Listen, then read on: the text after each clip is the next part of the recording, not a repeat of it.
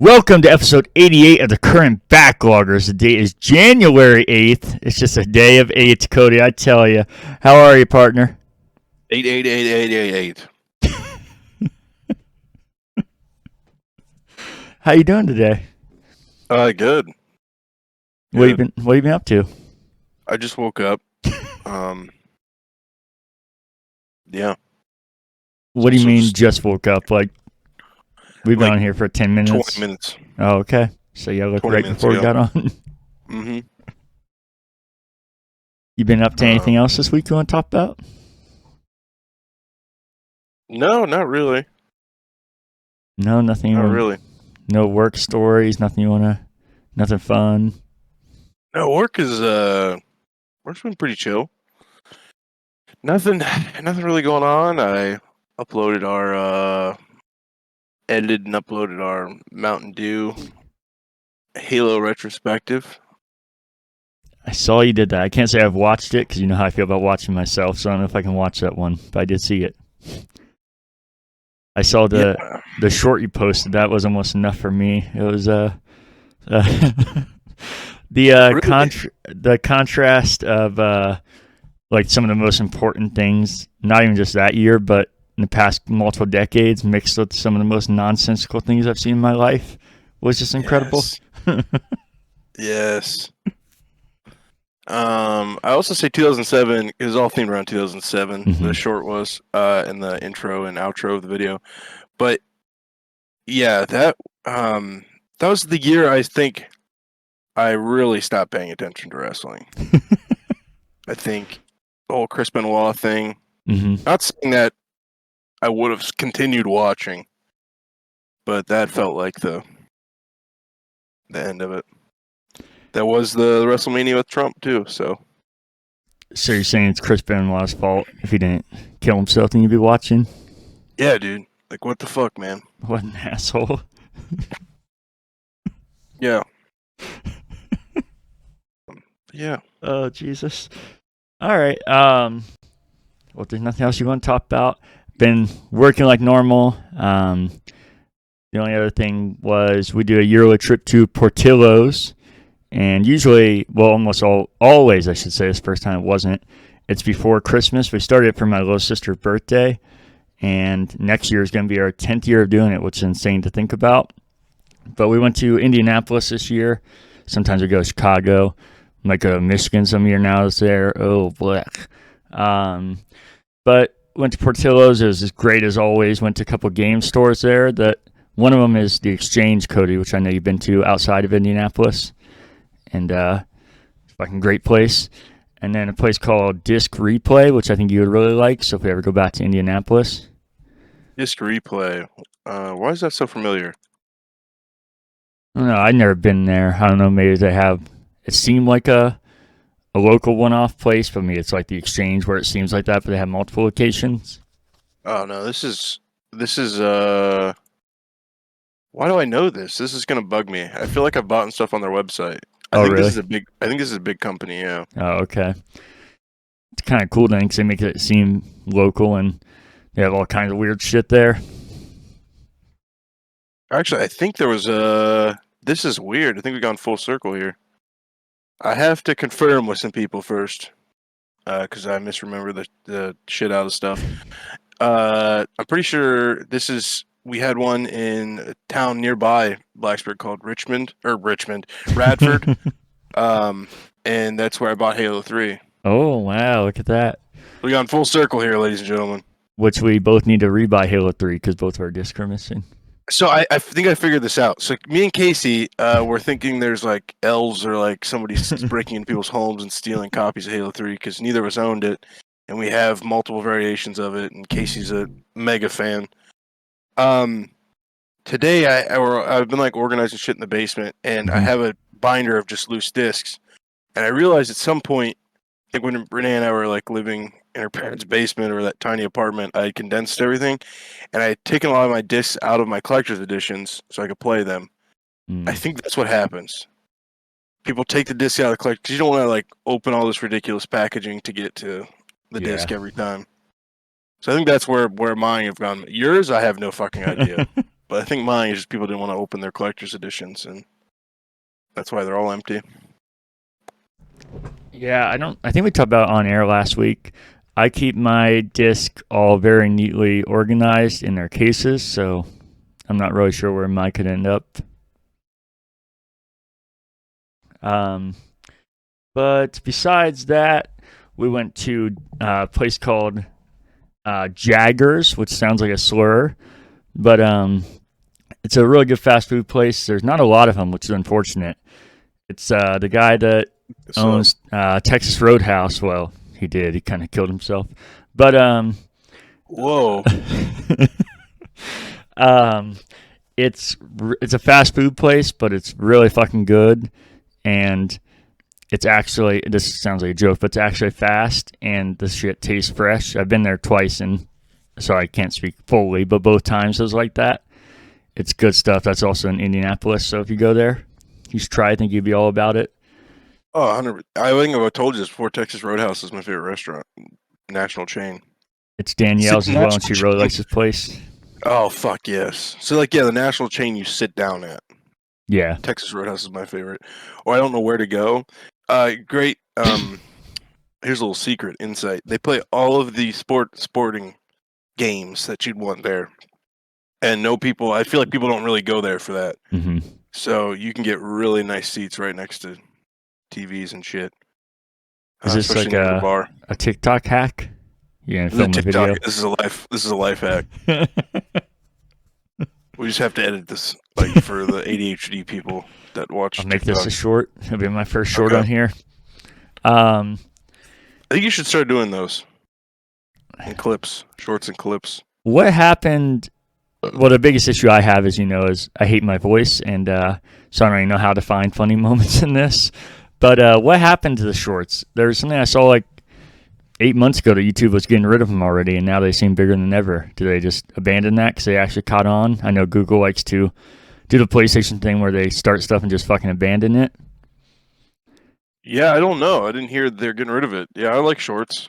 Yeah, because I don't use TikTok, so it's nice to have reels and shorts. I was gonna say it made no sense when I saw it because it seemed like it was finally just catching on. I think it was from Engadget, but it was 8 months ago, so I don't remember for sure. But it was somebody that seemed trustworthy. It wasn't like a clickbait thing. Yeah, YouTube. Here's May 25th, 2023. YouTube is getting rid of YouTube Stories. Maybe that's what you saw. Oh, Stories. Okay, yeah, maybe that was it. Maybe that's because of Shorts. Maybe they kind of replaced it. Yeah, that makes sense. I was gonna say that would make absolutely, because it's like kind of what already up their alley. Like, you're really not doing anything too different. Yeah, that's why when I saw it, it made no sense to me because it seemed like it was finally just catching on, and like you said with TikTok, and then everybody adding reels, it seemed like the counterproductive thing to do there.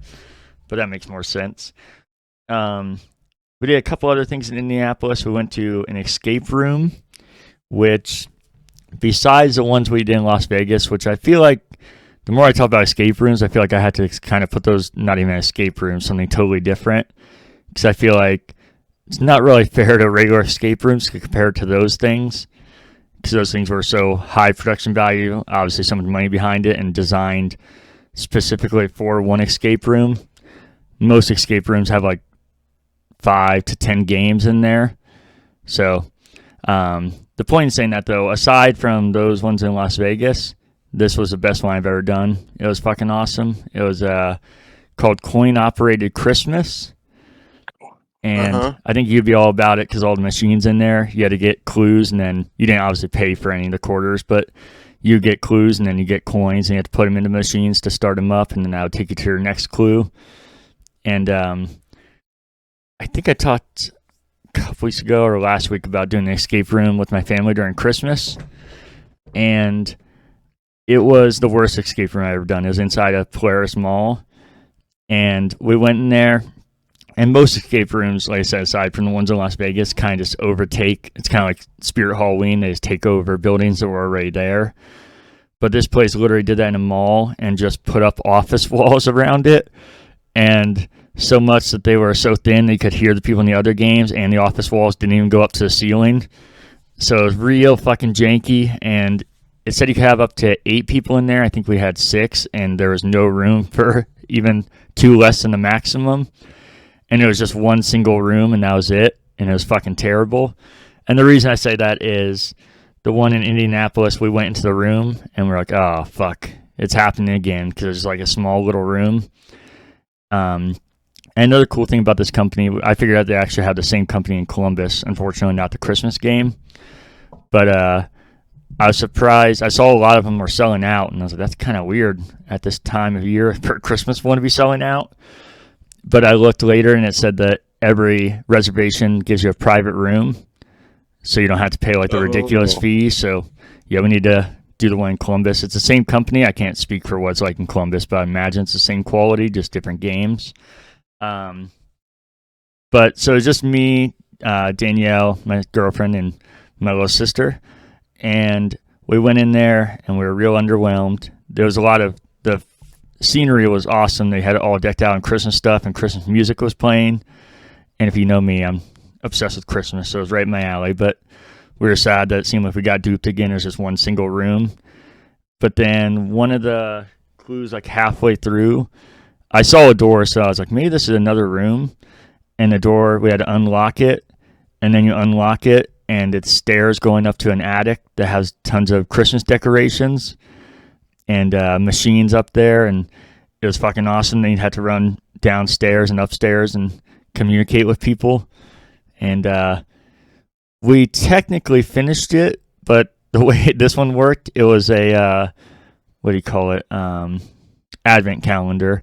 And the advent calendar was a locker marked 1 through 25. And we got through 13, Taylor Swift's lucky number. Even then, we had some clues here and there. But at 13, we were running out of time. And the girl's like, I can let you guys bypass this and go to 25 if you want. And we're like, well, we're going to run out of time. So we like to finish it. So we technically finished it, but we totally did ass in it. But it was fucking awesome, and I think we need to try this company in Columbus and see how it is. Yeah, I'd be down. They have a KGB interrogator one in Columbus. Oh, yeah, that sounds right up my alley. Can I be the interrogator? We were wondering what that is. I don't think there's actors, but I wonder if they'll go next level and just do the Saw thing when you don't expect it. And the only other things we did in Indianapolis was went to Casey's General Store. Cody, I know you've been there. Fucking awesome gas station.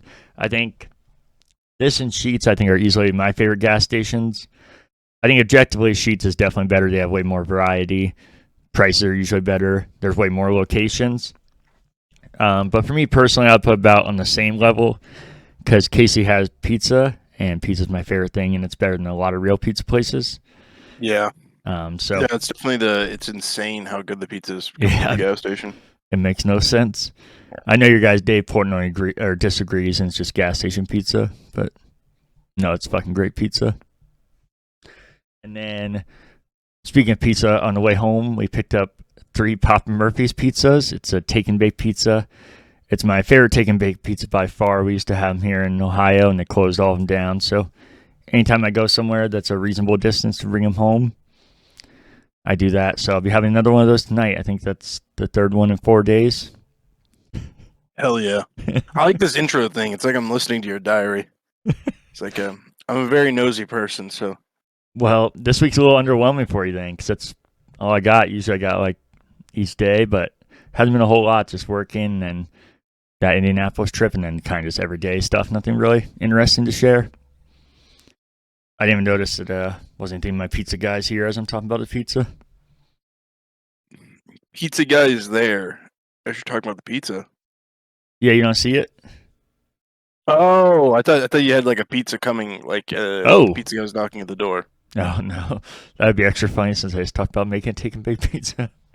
I think then I'd actually be obsessed in like definitely unhealthy way, but in a maybe psychotic way. But that's, like I said, I think that's all for me. You have anything from the weeks before you want to talk about? No. Nope. The only things I have are most anticipated games. I don't know if this would have made the list, but I at least want to mention it. Rise of the Ronin. I think that game looks fucking awesome. It doesn't even seem like my traditional kind of game. but I think that game looks amazing. And then Stellar Blade, that game looks amazing in a very Dave way. I don't even know what this game is, but if you were talking about it, I want to actually look it up, not just aside from the jokes about the girl's ass. Do you know what this game is? Called? Stellar Blade. Stellar. If you look it up, it'll probably just bring up the girl's ass first, because that's, like I said, this clearly what they're advertising it for. That's why I brought it up as a joke. Oh, okay. I guess they there's a Reddit post. Uh-oh. Hold on, it's loading. It is a Stellar Blade protagonist Eve's body figure was actually based on a 3D model scan of the Korean model Shinjae. I'm not even gonna try that. So yeah, there's just a very almost naked woman there scanning. Does this girl look incredibly fake? Because the character, okay, I was saying the character looks like you expect, just over the top, not realistic. I'll be honest with you though, I think they took some liberty on the butt. Okay, that's this picture of this woman. She's like she's just an attractive model, so you know that usually means there's no butt. So I think they took some liberty on the ass. Yeah, they definitely took. I see your photo you're talking about. Yeah, there's.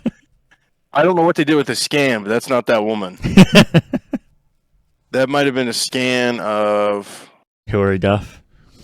The arms don't even match. I'll be honest with you. Maybe her face or her figure, and then they just went in and all right, boobs up, and then the butt out of control. Let me look up some gameplay of this game. Yeah, that's what I'm saying. I don't know if I'd actually even be interested in it. Are models known for not having asses? I feel like if you're modeling, you want an ass, right? No, I mean, like the supermodels, they're always skinny. Yeah. You can be skinny having an ass, though, you know what I'm saying? I mean, look at me. I take our friendship very serious, Casey. I've never looked at your butt. I appreciate that. You want to objectify me like that, because most people do. Some Bayonetta vibes to it. Hmm. So do you just want to play it just for the ass, is what you're saying? I wouldn't play it just for that. I mean, I'll be real with you right now. If it was like live, like if it was real people, I'm not going to act like I'm a prude and wouldn't do that. I definitely would, but animated stuff never did it for me, so no, I wouldn't play it just for that. That's why I was curious if the game would actually be good too. Then the other thing, I don't know if you saw Trevor's comment, but I did. Yeah, I know it's been a running joke with you about when we met him, and if you want to talk about it, you can, how little he played games. Yeah, I think we just had asked him, like, hey, do you play video games? He's like, kinda, and then he just was like, I have a Wii. I think was it a Wii? Yeah. Mm-hmm. I was like, okay, it's got some cool games on there for sure. And it was, I'm gonna be lying at this point, but essentially it was like backyard baseball. Just like, I mean, you're going to Big Lots 2013, and you're gonna grab all the games that have at Big Lots in 2013 for the Wii, and that's what he had. And it was not like good games, and he rarely played them. But then last time we hung out with him, he might have talked to you about this too.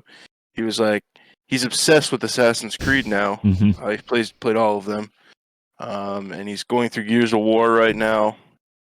And there's something else he's also playing. I can't remember, but he said it was this podcast that did it for him. He said COVID happened, he didn't know what to do. As he said, Trev-Dog's evolution, you know. So it's kind of cool. You got like one person into gaming. Yeah, I think that makes it worth it right there. I think Backyard Baseball was one of them, but Trevor, you should comment and let us know the exact games. I'm sure you remember, since they were actually your games and they're games you grew up with. But yeah, this was like Mario Galaxy, something like that. Or... Which is not only, I think, the best Wii game, but one of the best games ever, and my favorite Mario game. So yeah, that'd be and there's other games. There's a handful, if not more, games from the Wii that you definitely could think are like top tier games, but yeah, not not like the shovelware type stuff. Um, but yeah, the evolution of Trev-Dog. So we talked about our 23 year in reviews. Trevor posted his from Xbox because that's all he plays. He moved on from the Wii. He hates Nintendo now. He had 889 hours, 52 games, 5,215 gamer score, 234 achievements. His top month was April. It's weird to see everybody's top months be different, especially feel like you would think it'd be October, November, like all people similar. So it's interesting to see that. 85% action adventure, and I think I know the reason. Assassin's Creed Odyssey was his most played game with 133 hours. And I think that's the reason his action adventure is 85%. I wonder how many of those 889 hours are Assassin's Creed. Like in general, all of them. Yeah, probably a lot. Yeah, he's become like a huge fan. I think his dad bought him.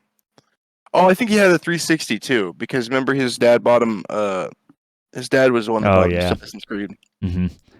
I don't think he even mentioned that though to justify your story a little more. I think he did just say the Wii at the time, then increased later.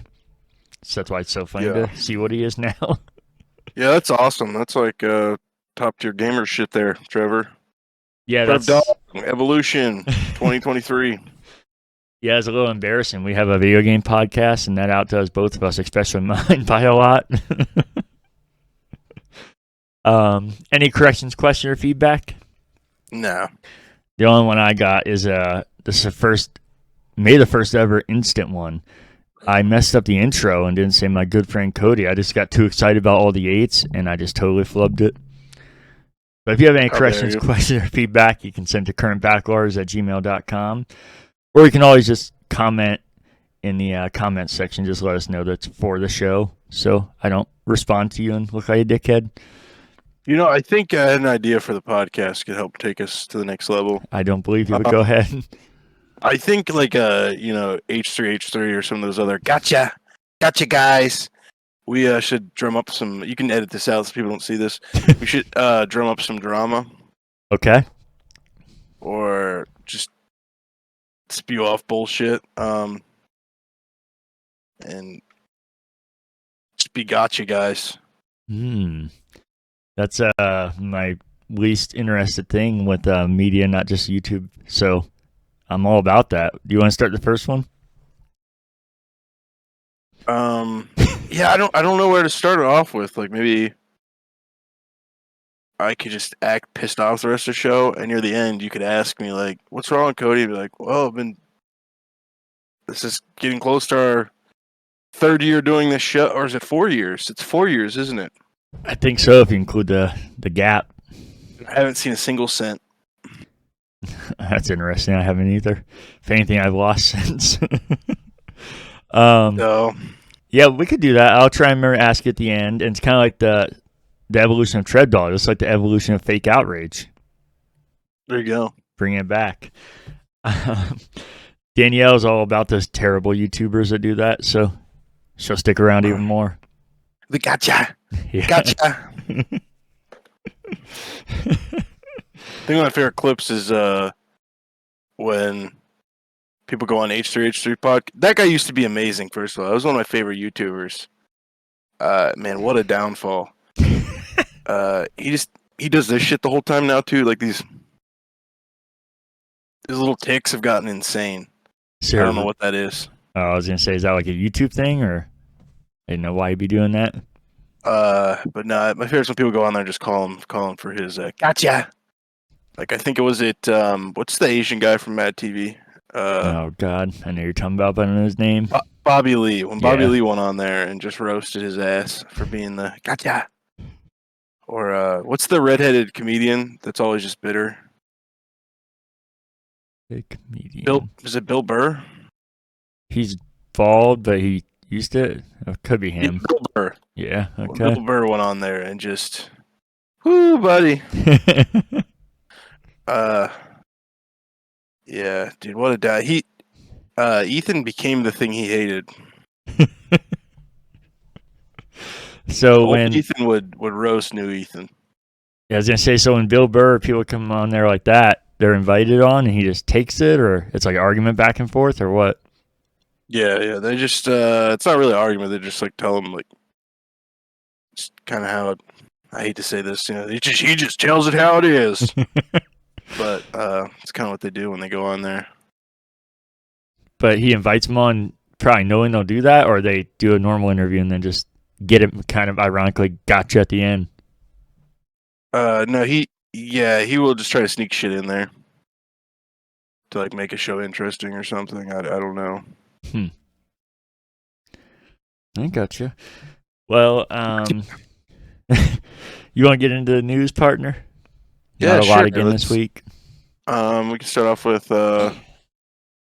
this one. Warhammer co-creator Brian Ansell dies at 68. Brian Ansell, one of the chief architects of the Warhammer franchise, along with Richard, I'm not even going to try to say this, Hallowell, and Rick Presley, has died. He was 68.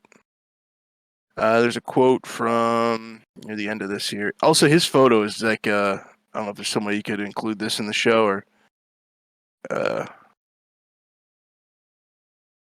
his picture from the 80s with him with like one of the early versions of Warhammer Army. Mm-hmm. First, it's the most 1980s photo ever, and that's exactly what I expected the creator of Warhammer to look like.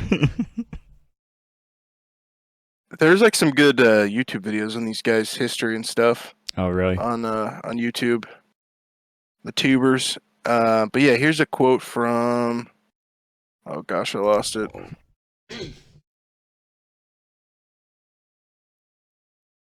There's a really good quote in here from. Oh gosh, I lost it. See, this is why I should save this stuff.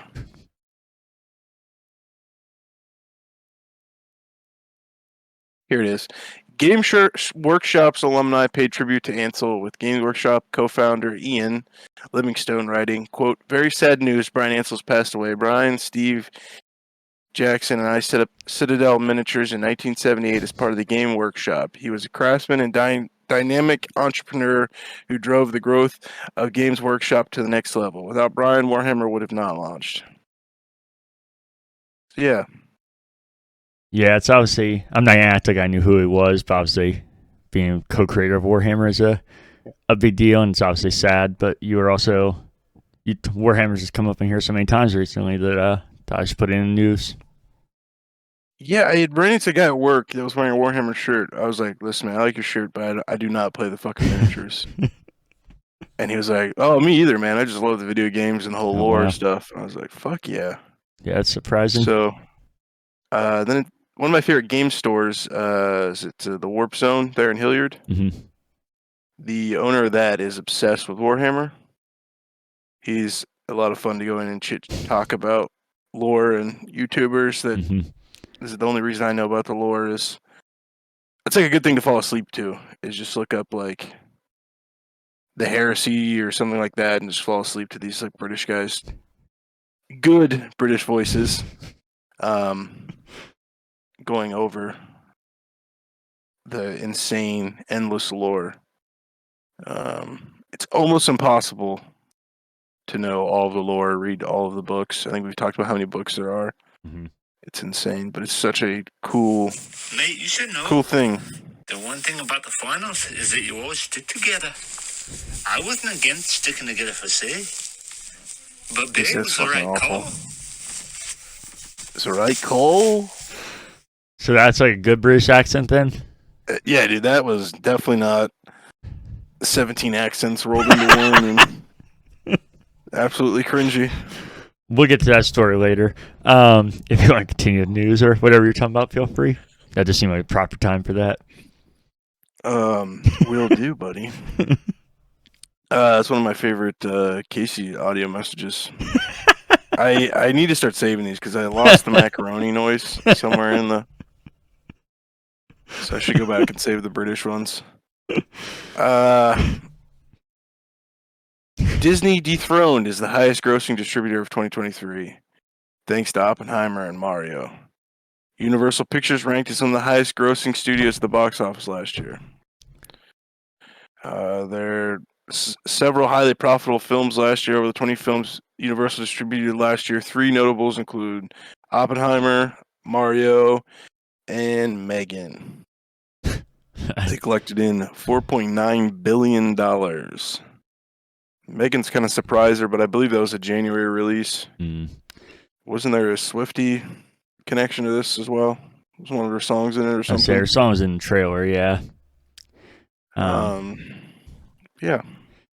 Yeah, it was crazy to see this just because Disney's been on top of movie charts for so long, and partly included because I know how you feel, but also because Mario was obviously a big part of that, and this is a video game podcast. Well, and, they really haven't been like the top dog. I was trying to look this up. I was searching some things up. They haven't really had like a top year since 2020, right? who was last year or 2022?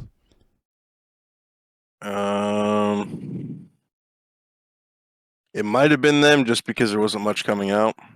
Because I thought it has been them, and that's why this was such a big deal.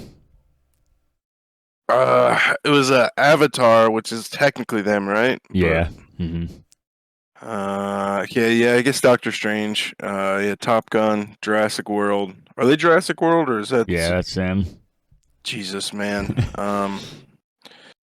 So just to put this in perspective here, I looked up the all-time worldwide box office for Walt Disney movies.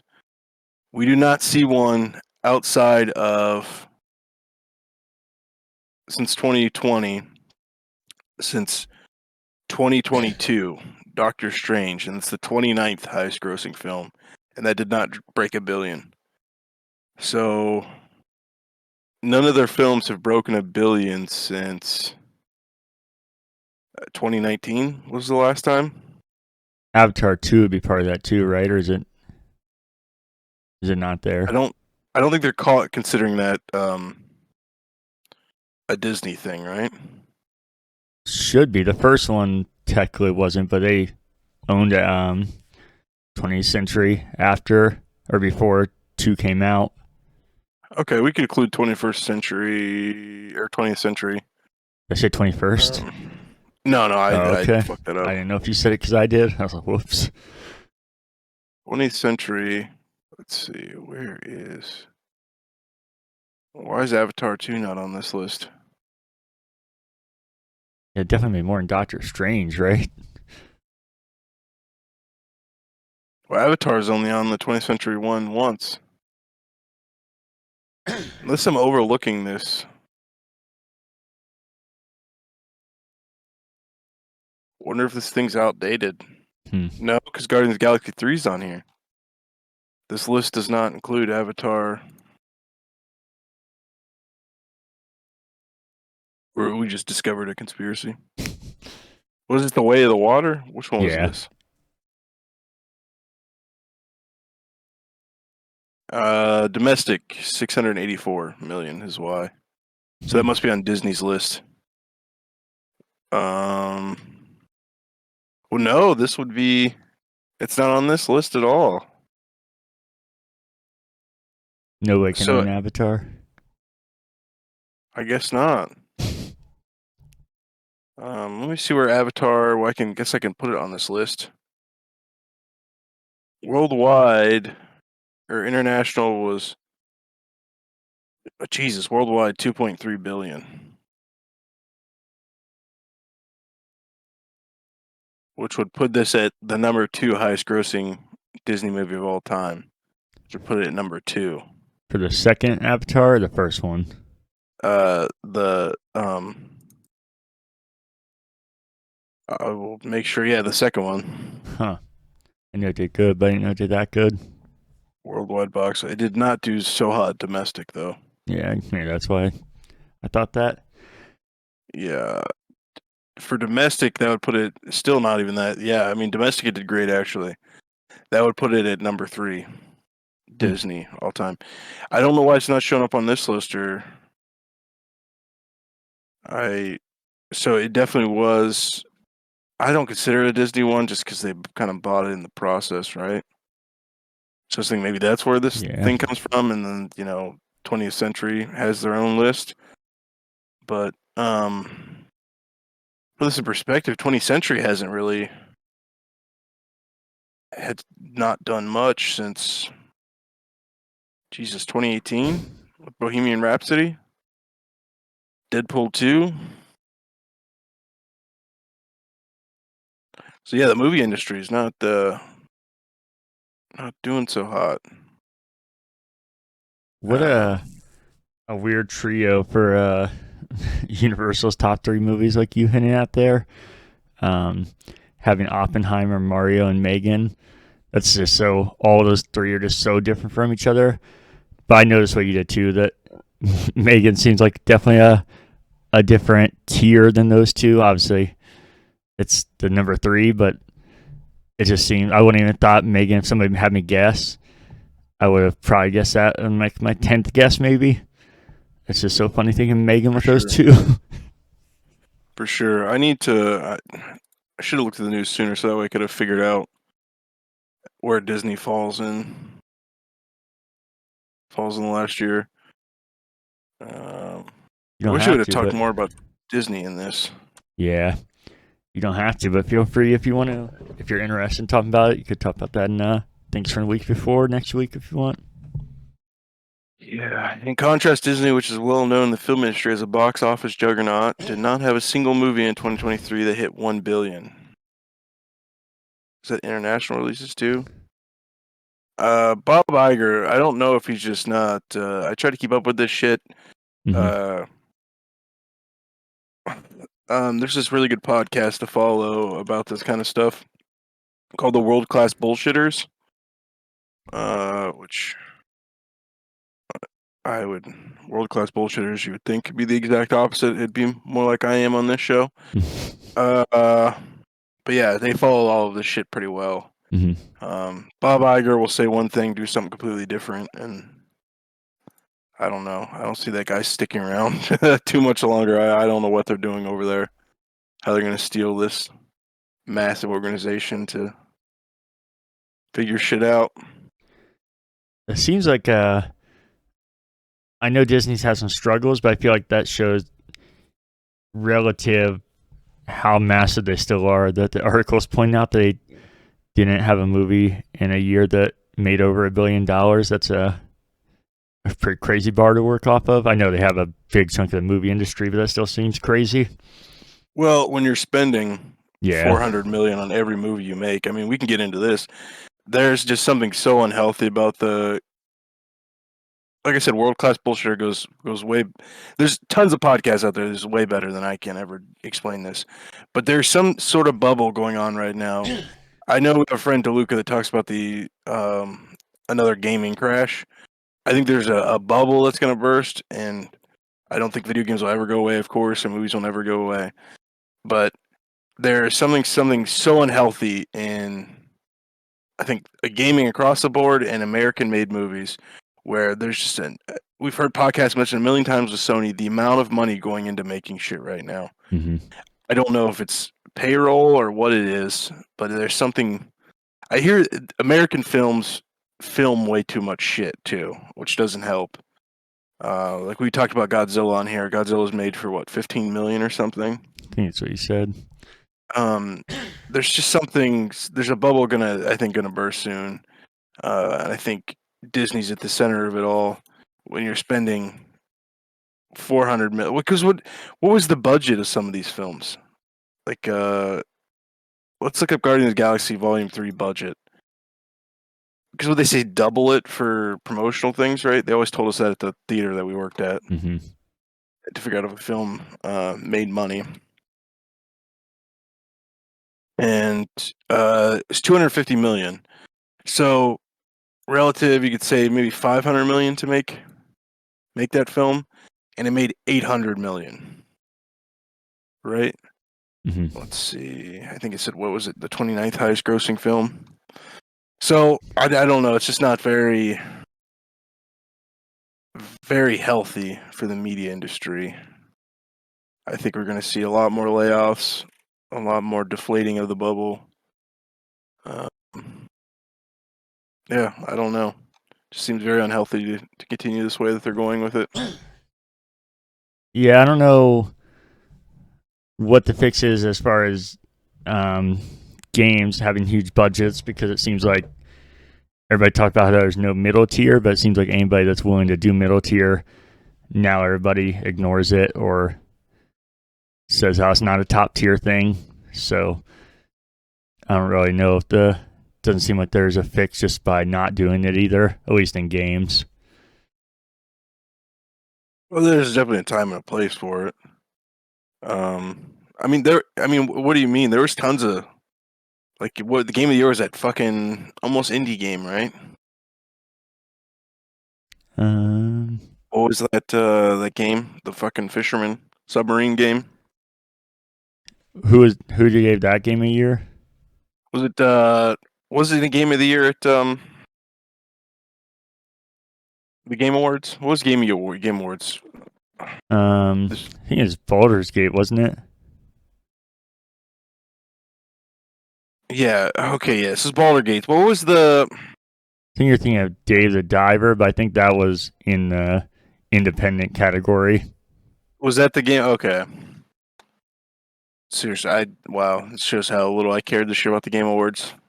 But yeah, this is a gaming podcast where I don't know shit. But yeah, I feel like those seem to be the exceptions. I feel like that's why people know those so much. I feel like there's way more often there's things like EA Originals that just go by the wayside, or things that are $20 or $40 that aren't just shovelware that people discount or don't do anything relative. I would say sell stuff, but it seems to be either free to play and you hit or don't, or massive games for the most part. For sure, with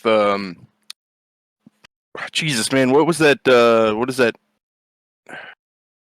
That games as a service, right? Mm-hmm. Games as a service. All right, so we can move on to the next piece of news here. EA Sports to provide official update on college football video game on today at some point. I don't know if it'll be a commercial during the Michigan-Washington game or what the plan is here. That is because EA Sports plans on releasing an official update on its college football game, coincide with the title game, per Brandon Marcello on 24 Sports. Marcello noted it remains unclear whether there will be an official release date as part of the update, but the game is still expected to arrive in the summer of 2024.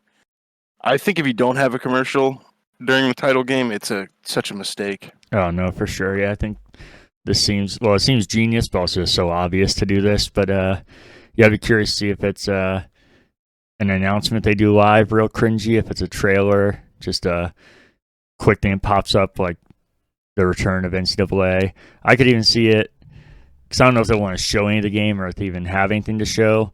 I could see it being live game footage, and then at the end, like, coming back to console or coming back to gaming or whatever, something cheesy like that. Yeah, like a little teaser. Yeah. But yeah, by the time you guys are listening or watching this, you'll already know, because like Cody said, it's tonight. So by the time this is uploaded, it'll already happen, and I'm super excited for this. I can't wait to see what it is. I'm not expecting much tonight, but just the idea of knowing we're getting close to it being out is exciting. For sure. I know you said you wanted to talk a little bit about what you think. What's that? I know you said you wanted to talk a little bit about what you think about it. About what? NCAA, the cover. Oh, Jesus, man. I am completely out of the loop, guys. Sorry, I really am usually totally misinformed, but today's been especially awful for me. So I will try to be better next week here. I'll take some Adderall, therapy or something to bring me back up to par here for Casey's show. But yeah, I think so. The last NCAA on the cover, unfortunately, was Michigan, which means one of my most expensive Xbox 360 games, my favorite thing to collect for, has nasty Michigan on the cover. I thought about printing something out and putting it over top of it. Yeah, it definitely brings down the value. But if they win the title tonight, I could see them easily being on the cover again. As like the last time we were here it was them, and it's them again. As like a callback, which would be this. If I was a unbiased executive, that would be, I think, the way to go with it. Yeah, that makes sense. I wonder, even all jokes aside, I wonder. I feel like it'd be so much more likely if it was Alabama or Michigan's a top team, like I said, unbiasedly. But I just feel like there's just so much more general appeal for like the top SEC teams. I wonder if they would do it. I know Michigan's huge, like I said, but I wonder if it's enough pull to do that just because of the connection. But it, as much as I hate it, is a cool idea. So I get where you're coming from. I feel like they would have somebody as a cover, especially with all the NIL money, but I could also see something where it's a generic thing for the first year or multiple players or do something different for the first time back. For sure. I can see that. Maybe you could have Connor Stallions on there and behind J.J. McCarthy or something. No, go ahead. But no, that is all I wanted to say about that. All right. I have one more small news thing, but let's talk sports for a second. What do you think is going to happen tonight? Let's see. I think Michigan's going to win. Do you? Yeah, I think it's going to be a close game, but I think Michigan will win. My wife and her family are completely obsessed with Michigan, unfortunately. They are with sports across the board, but put this in perspective, they have like a 1997 national championship banner that they have hanging in their house, which is the last time Michigan had a national championship, and that was a split title year, right? Yep. Who else was it? Was it? No, I can't remember who it was. I just know they weren't undisputed. Was it Nebraska? Possibly. Nebraska used to be huge, so possibly. I'm famously, like, I love sports, but I really don't. I just kind of scratch the surface of it and enjoy the shit out of it. Mm-hmm. She's far more obsessed, so I mean, for their sake, it'd be nice to be like, yeah, you guys, okay, congratulations, you haven't had one since '97. Renee would have been 6, so she probably does not remember that at all.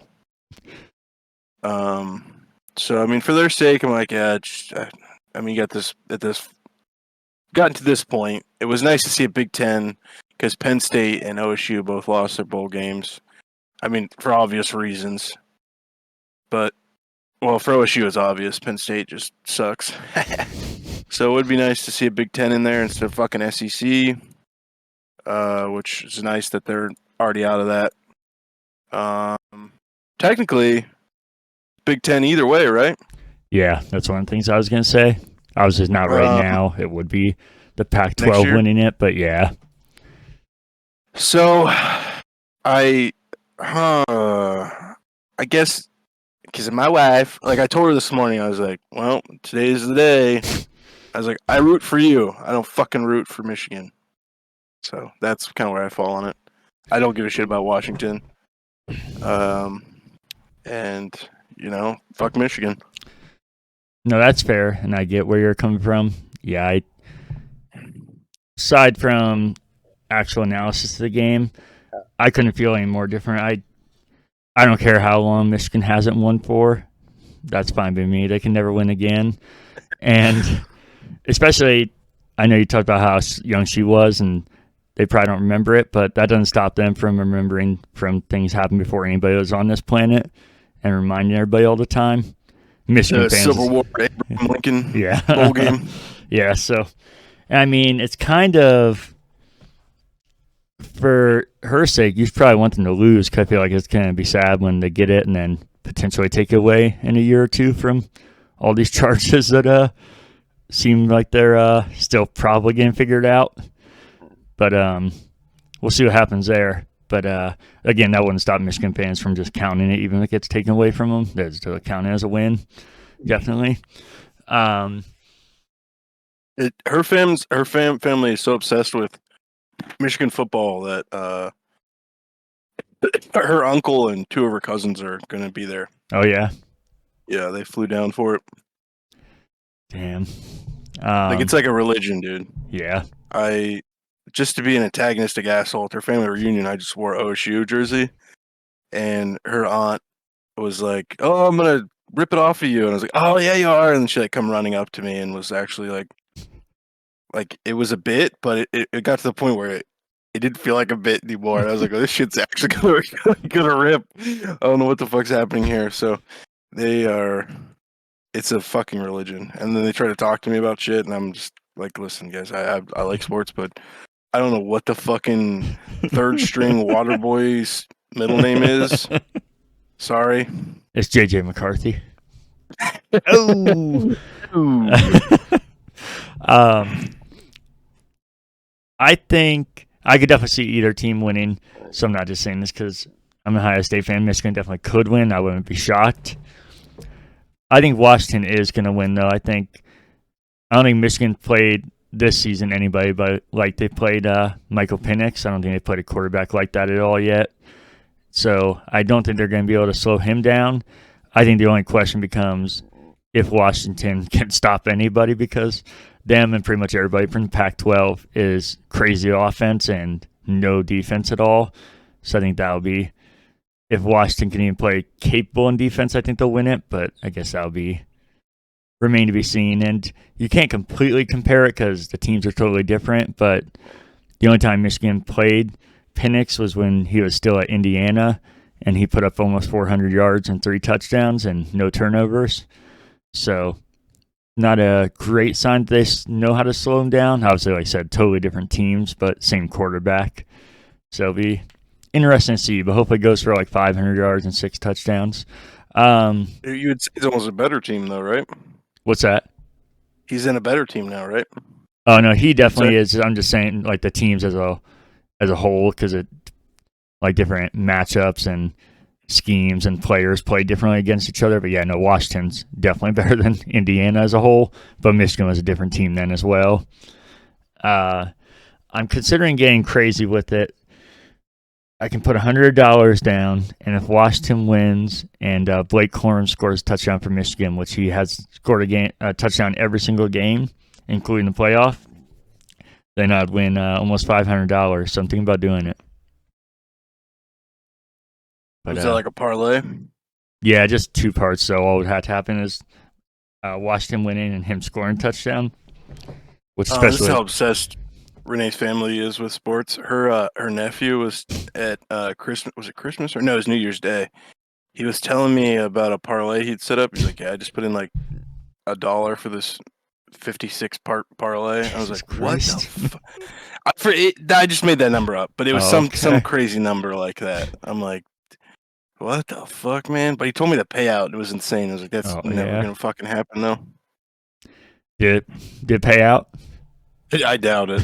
I think. Actually, he came back to me. He's like, "Yeah, it was the very first thing went wrong." So At least it's over quick. That's more disappointing if you get like 15 in your last one or something.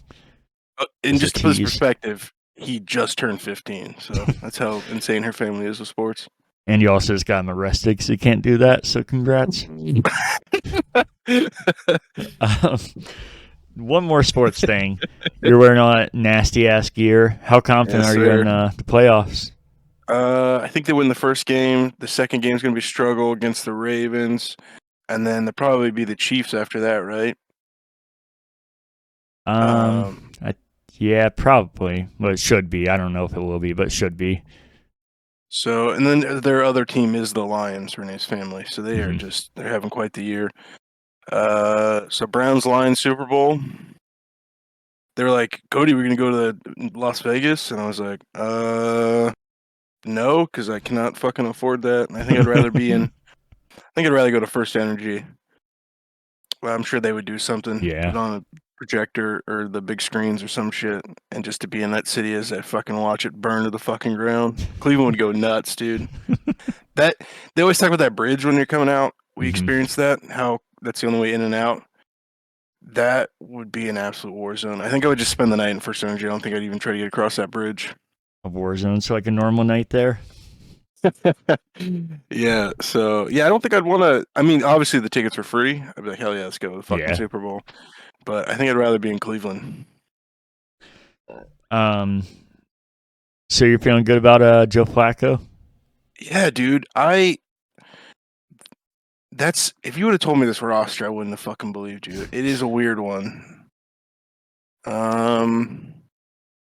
Yeah, I like him. He seems like a legit guy. He shouts out to Andrew Barry. I mean, the dude made a mistake with Deshaun, obviously. I felt kind of iffy about that in the first place because like this dude hasn't played. He's got all this negative drama around him. But that dude went, and I was like, wow, great. Now he's out, and we have no money for anything. And he just went and put some pieces together and made this happen. And I see Flacco's kids are hilarious too. I don't see you seeing like the post game interviews where his kids come out. Mm-hmm. For him to come off the couch and not really been doing anything. He's been in he won 2 Super Bowls, right, with the Ravens, or he's been in 2 Super Bowl games. So I think he just won one, if I remember right. He has some of the most postseason wins. Mm-hmm. I think 7. I think he's tied with Brady. So I think this was a very smart move by Andrew Barry. I know he said he wanted to retire after this year, but I think they make a pretty good run in the playoffs or win the fucking Super Bowl. He would definitely stick around. I don't know. But yeah, if he retires and we're stuck with what Deshaun Watson's contract's till 28? Yeah, probably at least then. I really don't see the Browns doing. I mean, Andrew Barry can pull some magic. Do you know Andrew Barry is 2 years younger than Flacco too? Really? Isn't that weird? This has to be. I know he's the youngest GM ever, so this has to be the first time the GM is. Cat appearance. GM is younger than the fucking QB. Let me make sure I'm not lying. I looked this up. I'm pretty sure. What Flacco's 38? Think so.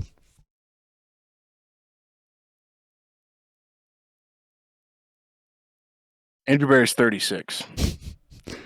Flacco is 38. So, seems like a pretty good guy. Renee's family was like, "Well, is there like any drama with you with him playing fucking the Ravens and shit?" I was like, "No, not really. It seems like a very nice guy. If it was Big Ben or something, then I'd be like, what the fuck?" But yeah, I really like him. Yeah, I know you've said you're more surface level and you weren't really paying attention to football much. I do think it's weird how I definitely, as much as I hate the Browns, I get rooting for the team, but it is weird like the 180 the fans have done because it seemed like not just that he's on the rival teams, fans fucking hated him and said even when he won the Super Bowl, there was a defense and he was holding the Ravens back. So it's funny to see the 180 now. Well, even his second or third game. Like he was the second coming of Christ, and then he threw three interceptions or something that one game, mm-hmm. and they kind of lost him for till the next week. Yeah, I was it against the Broncos? No, he wasn't playing yet. Oh, okay, I don't think. Or he wasn't he? Or he was out that game, maybe. It was what's his name? Thought it was PJ Walker or whatever the other Thompson, whatever his name is. The double name? Yeah. Let's see. Game leaders, rushing yards, receiving yards. And I need you. But yeah, no, I really like him. Flacco stats. Figure out. Yeah. December 3rd against the Rams is when he started. Okay. Yeah, they played in late November. He's thrown for 8 interceptions, 13 touchdowns. That's what I was gonna say. I like Joe Flacco a lot. Even when he's on the Ravens, I liked him. and he was a Bronco as well. And if you remember, I liked him, and everybody made fun of the Broncos for getting him and said he was a bum. And I thought he could be good if he had a capable offensive line, which is a train with the Broncos. And everybody said it was definitely him. And now everybody loves him again and says how great he is, and can't believe a team didn't have him. But he really does not have an offensive line now. I was going to say, even though I like him and the story is cool, even though I hate the Browns, and it's super impressive what he's done, at the same time, I think people are really overlooking that he's averaged an interception and a half a game, which if he does that in the playoffs, like turnovers in playoff can lose you a game right then. So I think it's interesting that nobody seems to be talking much about that and how much of a swing that could be, especially with if CJ Stroud keeps playing the way he is and being on the road in Texas. I'm sure the Browns are going to travel somewhat well with it being such a rare thing, but obviously it's still going to be majority Texan fans. Dorian Thompson-Robinson. Yeah. Mm-hmm. Hey, I got one part right. We'll see what happens, though. Let's ride. The last part of news is this happened a couple weeks ago, actually, but I've been wondering about Halo campaign news or Halo DLC campaign news because there's been absolutely no talk about it, which made me worry that it's not happening, or if it is, it's way in the future. So I tried looking it up, and I found an article. Brian Gerard, which is a community manager or community director at 343, was on Kind of Funny's podcast. And he said, I'll be honest, we have nothing to announce today regarding any campaign content for Infinite. I'll even go a step farther and tell you that right now there's nothing in active development on that front. And then he went on to say, we made the decision just over a year ago to really double down on improving the multiplayer product, which obviously they've done a very good job at. But that's kind of why I worried, is that the multiplayer has gotten so much better, and I know by far majority of people care about multiplayer with Halo than campaign, and I'm the opposite. So it's sad. Obviously, it could be lying or it could be working on something and don't want to ruin their announcement. Yeah. But I also think business-wise, it makes sense to focus on multiplayer, so that's probably a true statement, unfortunately. Sense. Yeah. Yeah. Flacco was signed a week before the Broncos game. Oh, a week before. Okay. Just missed it. He could have played his old team. All right. Well, you want to... I know I stayed on sports for a while there, but we need to get a sports podcast going again so I can get it all out. You want to get to pickups? Yeah, I thought this was going to be our first week where I didn't have any pickups, but the GameStop saga continues. I eventually said fuck them and went ahead and just bought the PlayStation Move controller. Mm-hmm. And I emailed them like, hey, I still don't have this thing. And they sent me another apology email. Like, We're hey, we're sorry. immediately going to send you out another one. And we're actually going to send you two. And don't worry about sending the other one back. And I was like, why would you send me two? And then like my first thought is like, yeah, I better send the other one back. I was like, I don't know what this means. So GameStop sent me two more for free. Yeah. So I'll take that. And then I noticed I think they raised the prices of them up to $20. They moved the price up? Hey! So yeah, now I have 4 Move controllers, and really I only need 2. But thank you, GameStop, for I guess making it right. I was supposed to. I had backed the Game Chasers movie in 2019, and they were going to re-release all of the seasons on Blu-ray. So I backed both of them in like 2019, I want to say, and they still have not arrived. And so he finally emailed me and was like, hey, I went ahead and sent them out, because he'd been saying like I wanted all of them signed and I wanted them the Blu-rays for the show and stuff. So he said it was going to be a long time. But so I was like, oh, they're finally arriving. And at some point, let me look up the tracking on it. It has been, he sent it out on like the 27th. And somewhere in the good old USPS system, it has been lost. Quite concerned, because this is like I've been waiting forever, and I don't think you can make more of these. Damn. So I'm like, shit, if I don't get this, I'm going to be a little sad. Yeah. They're like, well, fucking here's your money sucked. back. After waiting like 5 years, 4 or Mhm. 5 years. Let's check the tracking on it, and yeah, USPS just has a message in there. It's like it's taking longer than expected, and that's it. And that was on the 2nd. So I was hoping there were some new updates from it. Hmm. So at some point, hopefully those will come in. I just really hope they do not just go, oh, we'll just give your money back, man. Sorry. We're sorry. It'd be a little sad. I'm sure it would do absolutely nothing, but have you tried emailing or calling or anything with UPS with the tracking number to see what they say? That's a good point. I think you can. That's a good point. Yeah, maybe I should call and get like an update on it and get to see. Yeah, that I thought would arrive today. I've been following them. I mean, Angry Grandpa and Boogie, I always say were like the two that I started religiously following in like 2010-ish. Hmm. But I think Game Chasers was right after that, 2011. So what is that? 2024, 2011. Was it 13 years? Hmm.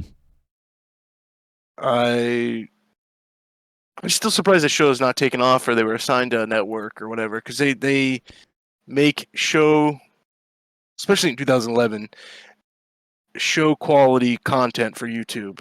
Hmm. And I love having this shit on DVD and support. I got a shit ton of their shirts. I have a bunch of their DVDs. So I really hope that this fucking shows up. It's a little hard to go back and watch the episodes though, because to see game prices in 2011, like rewatching season Yeah. 1, especially when they're bitching about like, look how expensive this is. I'm like, oh, if you knew. I think they have another spinoff too called the Toy Chasers, Hmm. and he was in there talking about, he's like, this toy that I'm looking at that I'm bitching at that is $100 just a few years ago was $15, and I was bitching about the price then. Yeah. So That's fair. Let's see. Here's the tracking. Drum roll. Yep, it's still in the same. In transit next facility. Yeah, it arrived in Columbus in December 29th, so it should have really been here. He sent out on the 27th and arrived in Columbus on the 29th, so it should have got here really quick. Yeah. Yeah. Damn. Your package will arrive later than expected, but it's still on the way. It is currently in transit to the next facility. But yeah, so hopefully it's found. I don't know where the hell it is or what's happened. Yeah. Damn. So maybe I have some updates for next week. Okay. Fingers crossed. But yeah, that's all the pickups. All right. The only thing I have is actually a Christmas present. My mom said she forgot to tell me about it and it's coming in late. Is a game called Park Beyond, which let's get some Beyonds in the comment Beyond. section now. Thank you, Cody. It's a theme park sim game, and you know how I like those. The last one I played, which I should look up the name because I'm blanking. I think it was. I was gonna say it wasn't very good, but I think it was actually probably amazing. Just a little too management heavy for me. I kind of like it a little easier, and this seems like a good mixture of management and fun. So we'll see how this one is. I'm excited to try it out. Totally blanking on what the other one's called. I should have looked it up. And then the only other thing I got was at one of those video game stores in Indianapolis. I bought another Apple TV because they had it super cheap. So got another one of those to stream shit downstairs. And then we get to what we've been playing if you want. Yes, that's a very short list for me. I've been playing a lot of Dragon's Dogma. Okay. The original 360 release that I talked about previously. Mm-hmm. But yeah, so just running around, just enjoying it. Like it feels really good for what it is. Especially be playing one of the worst versions of it. I've become quite the Capcom slut though. Between Resident Evil and this game. Just a lot of inventory management shit that's just fun to do and upgrades. This version of the game is the only game that has the Berserk armor. Mm-hmm. Swordman's armor. So I went and bought all that. I got my little assistant. I might get him the other Berserk armor. Yeah, just having a lot of fun in that, man. Running around doing just your average RPG quests. I think the combat is where this game really shines. There's like a mechanic where if you climb on the big monsters, you can do more damage by aiming for like heads and shit like that. Yeah, it's just a really good game. I'm surprised I've sunk this much time into it, and we'll probably move on to the 360 Dark Arisen and then the Xbox One Dark Arisen because there's 3 classes, so I could play all three versions of the game and do a different class each time. But we'll see. The Dark Arisen Xbox One copy is kind of a little bit more than I wanted to pay. I think it's like $25 game. Okay. How many hours do you think you played so far? Oh gosh. Say in the 20 range. Do you know how long it is to beat, or you don't want to know? Yeah, it should be Dogma. How long to beat? I think it's like close to 40. 30 or 40. So you got quite the path ahead of you to play all of them then, huh? Because I'm assuming the other ones are similar. Main story, 33 hours. Oh, this is Dark Arisen. Hold on. Which is essentially the same game, but just with some extra DLC. But yeah, man, it's just like a good thing to put some music or podcast on and run around.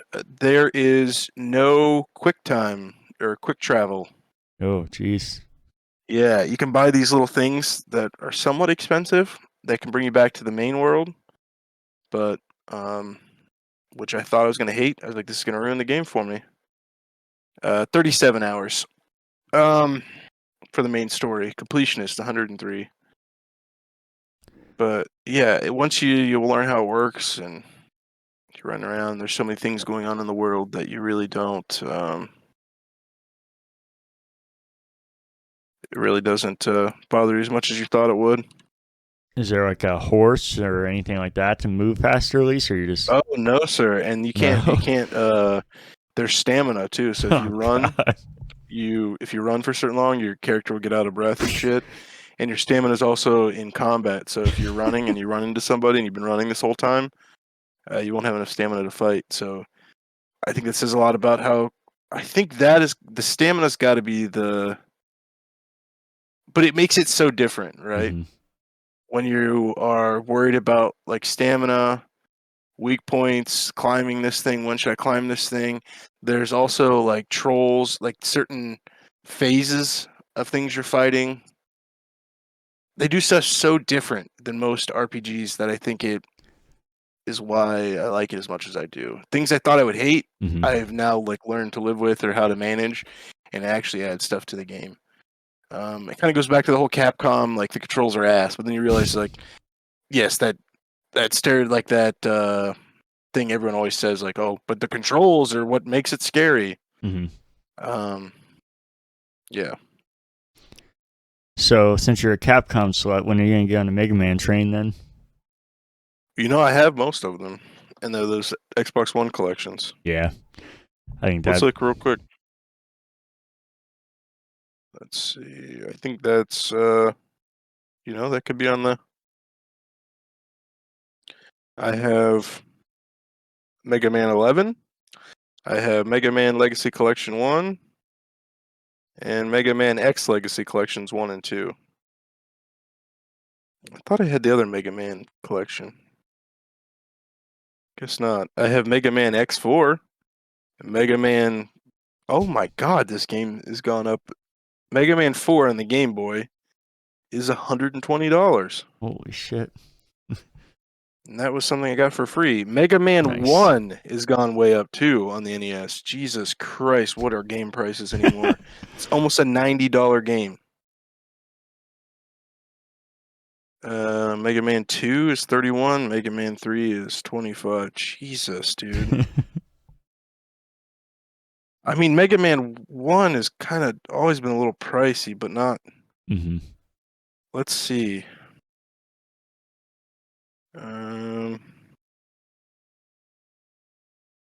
It seems like it's always kind of been right around there, actually. Okay. I just don't. How far back does this go? Well, that's. I'm trying to see like older price. Yeah, I don't know. It's just never been a $90 game. Yeah, no, I That's all got I you. have to say. It's wild, dude. But yeah, so maybe I could Mega Man collections. Gee, I wonder how much that is. It's $20. Looks like, Oh, that's not bad. or $12 on eBay. So yeah, maybe I'll keep my eye out and pick that up at some point. I'll add that to my list. But yeah, Capcom, I'm kind of sad I slept on for as long as I have. But maybe I wouldn't have liked them because I was like a whole different gamer fucking 10 years ago or whenever these Yeah. games were coming out. But yeah, Capcom, that's where it's at, man. And they're kind of in a resurgence right now. Oh, yeah, definitely. So, I mean, a few years ago, well, maybe 2016, 2015, before the new Resident Evil, kind of looked like they were on their way out. They were kind of a Konami. Yeah, definitely. Yeah, it's interesting. Nothing else for you, though? Just that? That is it. All right. Dragon's Dogma. I finished Warhammer Bolt Gun. I feel about the same as I did before. I think it's really fun, and if you like those style of games, Doom, Marathon, Quake, any of those, I think it's definitely a game you should play. Like I said, it's a lot longer than any of those games, so I'll just play it as you will. If you aren't getting tired of it, I'll go all the way through, but for me, I knew I would get tired of it, so I intentionally played in spurts and really enjoyed it. There's secrets, like collectibles in each level. So in my head, I'm going to go back and get all those. In reality, I probably won't do that because that happens. I feel like I sit on so many games, and then, even though it seems cool, unless it's like Halo or a top game, and even then I sometimes don't do it. But I feel like then you see a fresh game or a game that you've been wanting to play. I feel like it's way more enticing to do that than go find collectibles or something. But we'll see if I ever go back to it for those. But I think it's definitely worth playing if you like the games I mentioned before. Yeah. I said a few weeks ago how I started the Dead Space remake, and I couldn't really say anything about it because I barely had played it. But the one thing I could say is I was super excited to play it, and then the last couple episodes I haven't talked about it at all because I haven't played it. But I was feeling like playing it. I just hadn't for some reason. So finally did it this past week, and haven't gotten very far. I'm like in chapter 3 of whatever there is, like 12 chapters, and really enjoying it. I had the new setup like I talked about down here last week with the new entertainment center, so I can finally use the sound bar again properly, and been turning that super high and turning the lights off or dark green down here, and playing some Dead Space remake. I know a lot of people are saying how this like totally changed Dead Space and kind of like reimagined Dead Space. To me, it feels like Dead Space did when I first played it, which sounds like an insult, but I think that's what a good remake does, is that in my mind, Dead Space is something amazing. If you actually play the real Dead Space, doesn't mean it's not amazing, but it would be held back a lot and look a little janky and probably not feel very great. And I feel like a good remake makes it in current day what you imagined to be back then, and to me that's how Dead Space feels. Maybe that's because I haven't played it. Maybe some of the people that are saying how different it is have played Dead Space more recently, but to me it feels just like Dead Space. But that's like I said, a great thing to me. I think even more so than just making it feel like the Dead Space you remember, I think it's even more impressive because to me it feels like a game that could have came out, because it did, but a current game, which a lot of times remakes feel like an enhancement, but you can tell that they're working off of something that came out 5 years ago, 10 years ago, whatever it is. So really enjoying it. I definitely still play more of that. Jumped into a game that I feel like I first saw during the Game Awards, and I said how I was going to play it, the finals. Have you played that at all yet? No, is that what the British accent thing was for? Yes. I thought that's what you said, the finals. Wow, it's got 92% of Google users like this game. That's what I judged it off of. I was on Google and I was like, shit, 92. I'm playing this. No, they showed in the Game Awards. I never heard about it. I was like, this looks right up my alley. It's a first-person shooter. Well, at this time, all I knew was first-person shooter and looked kind of like Monday Night Combat or something like that. That presentation heavy and kind of like a game show type thing. Yeah. And I was like, that sounds like enough to pull me in. And it's also only, I think, 19 gigabytes, which was nice refreshing to see something like that. Was it free to play? It's free to play. But I was already going to play it, and then two of my friends from work asked me if I would get it. And I was like, hell yeah, I've been wanting to play it. And it's trios only, which sucks that there's not like a single or doubles. But you can't obviously just join two random people, but it does have to be in trios, which sucks for the time you don't have enough people. Yeah. But it is nice that it's kind of just a set thing, so they don't have to work off of so many different parameters and variables and everything. That it is what it is. And if you have it is what it is. That's right. If you have three people, it's some of the funnest I've had with games in years. It was with my two coworkers. I was fucking having so much fun. And then Risen from the Dead, Derek played with us a couple days ago. Not my coworkers, but me, Derek, and Dave. And yeah, that's where the British accent came from. It was the most chaotic fun I've had in quite some time. And then I started doing my whatever accent you want to call it. And then Derek joined in, and then Dave was hating it and laughing. And then the game's so chaotic because the environment is destructible. So you have like the buildings falling in.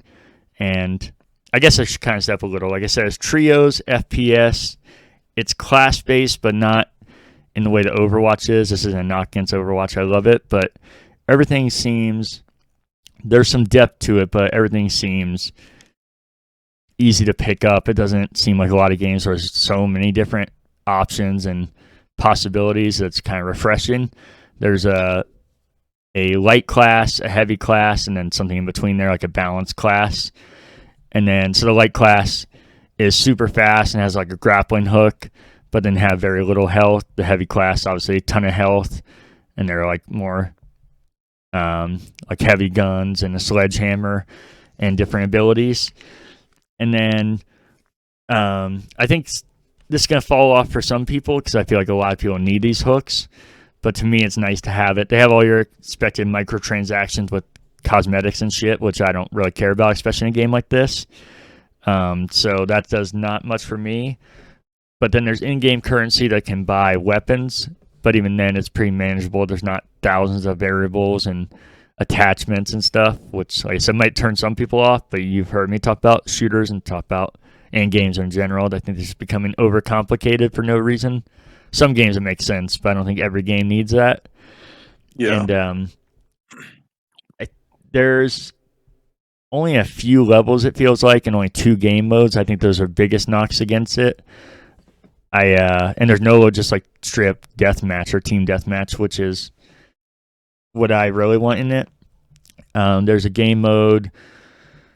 They're both kind of similar, but you collect this box and then you have to deposit it into a bank, and then you're trying to hold it before somebody else can get to it and they can take it. All this has been done before. None of this stuff's unique. And then the thing that makes it crazy, though, is the destruction of the environment. So, like, the bank can be on the top level, and you can put a bomb underneath it and then break it down to your next level, and you can be waiting there, and they can steal the bank right as somebody else is about to capture it. And then the other game mode, I guess I was playing with said they have this in Call of Duty. You kill them, you take their coins, and then you deposit the coins into the bank. But it's like a risk-reward thing because everybody sees that you have 15, so you're you can try and collect all of them, but then if you die, you're losing all of those. Yeah. So like I said, all this isn't like, that's not really a selling point because that's all been done millions of times. I think the things that it does nice are, like I said, what I've already mentioned, and then the destructible environment, I think, totally changes the gameplay of it. And I feel like a lot of games like this, you see release and they seem like they could be cool, but are very broken and have like nothing to them. I feel like this game, it feels super polished, and the base game of it is so much fun. It just needs more to it. And I'm not even talking about, like you said, not the overcomplicated shit, just more maps and game modes, or even just a team deathmatch. But I'm fucking loving it. I think it becomes infinitely more fun if you have people you know, especially because you only need 2 people. I'm curious to see how you'll feel about it, because like I said, I think the base game is a ton of fun, but I could see people that are really into the customization and progression stuff getting sick of it pretty fast. So, curious to see what you think of it if you play it. Well, buddy, it is at 98% downloaded. So Hell you yeah. sold me. It just installed, so Okay. you sold me on it, especially when you said free. Yeah. It has been so long to like destructible environments. Yeah. Mm-hmm. It was like all the rage around. I guess really I only knew one game that did it, and that was Battlefield. Yeah. And then I feel like it just totally disappeared. So I'm excited to. Let me get out of this install thing here. I'm excited to check it out with you guys. I was thinking if we could honestly get a game in after the podcast if you wanted, but it sounds like you said it's best with 3 people. Yeah, it definitely is. Not like I wouldn't play it just you, but if you want to get like the full experience first time, you could try and wait till we get somebody else if you want. Yeah. The destructibleness is fucking awesome. It's just like I said, when I first saw a trailer at the Game Awards, those were the things that hooked me. Like I mentioned, the presentation and loving SPSs naturally, and it feeling like Monday Night Combat or something. So a lot of that I didn't even know about until I played it, and then fell in love with other things I didn't even know were part of the game. Yeah. So we'll see what you think of it. I'm curious to see. Aside from that, talked about how I want to try and get into VR more and hopefully play some like full-fledged games.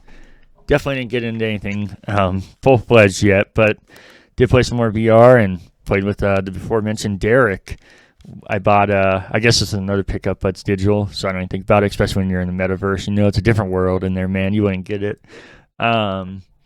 We both bought, I guess he already had it, but I bought NFL Pro Elite 2, which is pretty fucking entertaining game. It's obviously NFL officially licensed, which is really cool, but you only play the quarterback, and you're just on the sideline when you're playing against each other. So like we were playing head to head, and you just stand on the sideline while the other one's the quarterback. So it's some dumb fun. The actual like mechanics of the quarterback is really cool and well done. And I think it would be hard to make like a full-fledged Madden. But I think something like that in the future would be awesome, or even just like instead of standing on the sideline awkwardly, which is fun in its own kind of way, it would be cool if you could at least be like a defensive back or something. I get why you're not, and I could see why the limitations of it. But it was a lot of fun. And then also played more of the drumming game, the rock band kind of game that I was talking about. So, and it's not here yet, so I guess I didn't have to talk about it in pickups, but I'll talk about it now because it makes more sense. I ordered a new back strap for my headset, but mainly because the extended battery life, like I talked about, so that should be here. It was weird. I ordered it on Amazon, but it's not supposed to be here for another week and a half, so almost 2 weeks of, which is rare, and it wasn't like out of stock or anything. But it's cool because I still have the base headset. I know you're having issues with it, and everybody does when they try and switch it off, so hopefully this will help when we have people over and we're switching back and forth every different eyesight and head size. But I still have the base like strap thing you have on the Quest. This is more traditional, like you strap in the back. But then the cool thing is there's 2 battery packs you can swap in and out, and they're magnetic, so you don't even have to take the headset off. You just place it back there. Looks kind of dead spacious, and gives you an extra 2 to 4 hours on each of them. So really excited about that because that's one of the limitations with Quest, especially thinking about like a full-fledged game of playing 2 to 3 hours and then having to take it off and charge it. Seems kind of silly. So excited to get that. Nice. Thank you. I like the idea of magnetic batteries. Yeah, I think it sounds really cool. That's cool. You been watching anything lately?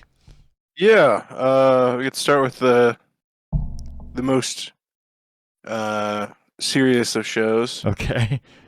I started 1,000-Pound Sisters with Renee.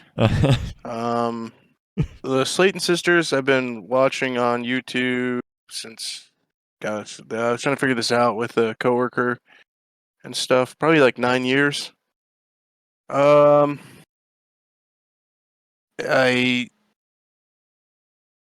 got really into them. Like, I used to talk to Amy on Facebook.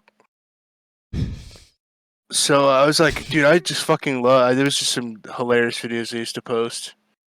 And then this show came out from TLC, and I have this weird habit that I don't know why. I've tried to figure out why I have this, or what the fuck's wrong with me. I almost become like a hipster when things I like become like mainstream, or 1,000-Pound Sisters, the Slayton Sisters kind of become household names, especially with the TLC moms. Mhm. Where I'm like, when something becomes big that I liked, not saying they were like a small YouTube channel and found them, but almost like, I don't know if it's like this hipster mentality thing I have. It happens with like music and YouTubers and stuff, where when they become like mainstream and stuff, I almost get like annoyed by it or something. It's this weird, stupid thing that I do that I'm trying to be better about. My coworkers were watching 1,000-Pound Sisters, and I was like, fucking just overhearing it, and I was like, God, I'm really missing out. Because I love 600-Pound Life, and the company Crazy Legs Productions, they've made such great shows. One of the shows here is called My Pregnant Husband, but they did another show that Renee and I really liked that is canceled, which I think was to make way for the Slayton Sisters, was Family by the Ton. It's a reality show about incredibly overweight family. Wait, what's wrong with My Pregnant Husband, Casey? So Family by the Ton was a great show, and I feel like it ended, and they created 1,000-Pound Sisters, so we started it, and of course it's amazing. I don't know. Do you get that way when something like 21 Pilots or something like takes off? You're almost like, I was here first. I don't know. It's a stupid hipster thing I do that I'm trying to break myself of. That's really dumb that I do. No, I don't actually get that way at all. I think something I do is kind of similar that I've tried to stop myself is, I guess it's similar, but not, it's different in a way. I feel like when I hear people never shutting up about things and only saying positive things, I feel like then it kind of just turns me off from it, not something I already like, just things in general. Like, that's what Trevor covered years. That's what Assassin's Creed was for a long time. I still don't think Assassin's Creed's great, but it's just everybody around me was fucking just never stopping with that game and always hyping it up and always loving it. I was like, I just don't even want to play this shit. I feel like that's something that I try to change. I feel like that's something that I used to do all the time. And that doesn't mean that thing's always great. There's plenty of things that I have changed my mind on, but there's things that I've done that with and then gave a chance and fucking hated. That doesn't mean it's bad, but I didn't like it. So I guess that's, I'm trying to think of examples. Maybe I'll have more to say next week, but I get what you're saying, because I definitely have done that with things where I don't like stuff, but I also have tried to stop myself from that. Like Rick and Morty is a good example of that. I know it seems like you don't really like it now, even before the stuff with Justin Rowland. I feel like that's probably what you're talking about, is that you got annoyed about everybody being obsessed with it.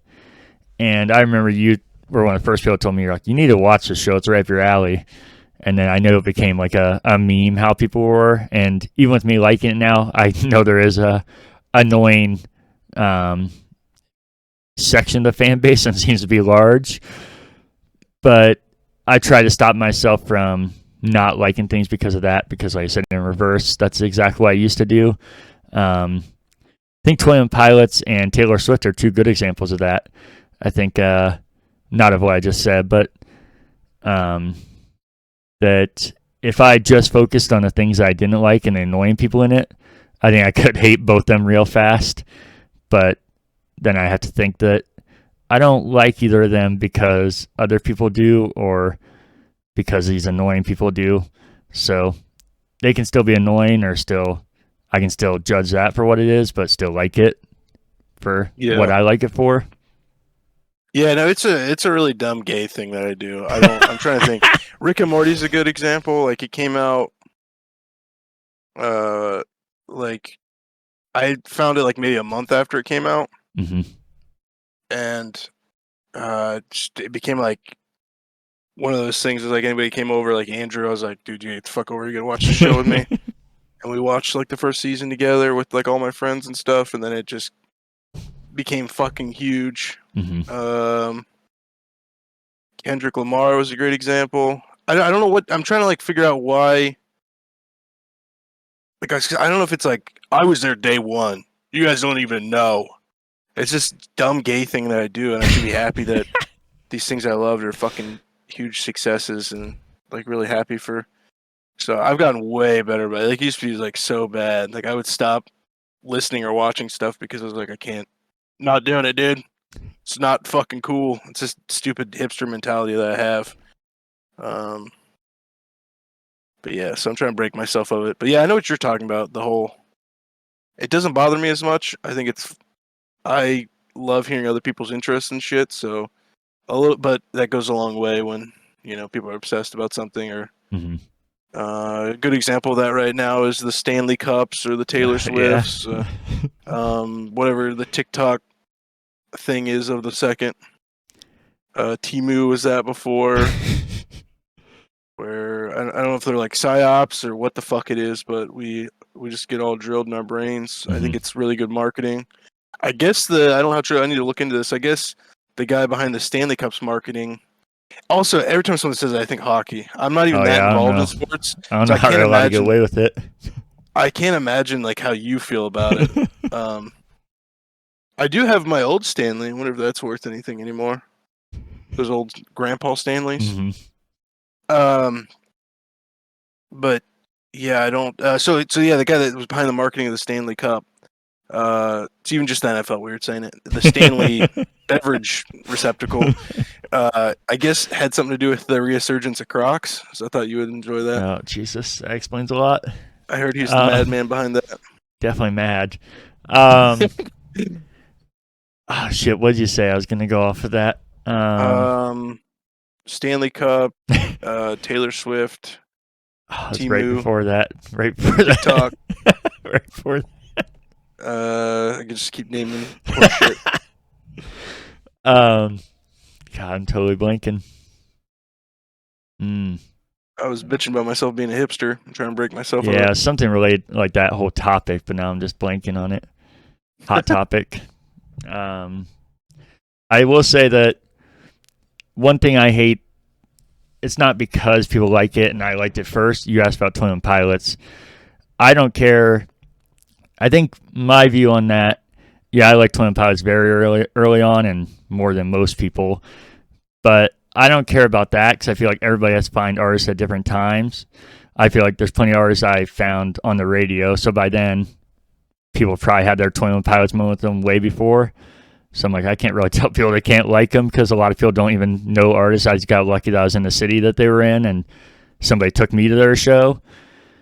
I think it's annoying, though, when people like or absolutely hate something and then it becomes popular and they like it because of that. It's okay to change an opinion or be like, oh, I like this new album or have a change of mind. But when it's so clear that not only that you're like, I'm just not a fan, but you went out of your way to hate something and then became a fan, I think that's when it gets definitely annoying. Yeah, you're right. When the zeitgeist catches on and I know a few people, as soon as you said that, come to mind.